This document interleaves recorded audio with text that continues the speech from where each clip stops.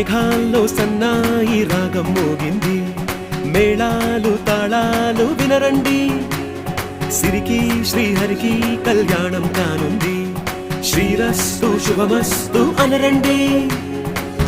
అచ్చతలు గంటో పెళ్లికి అర్థం చెప్పారంటూ, మెచ్చదగు ముచ్చట ఇది అని సాక్ష్యం చెబుతామంటూ, జనులంతా జై కొట్టేలా జరిపిస్తామండి.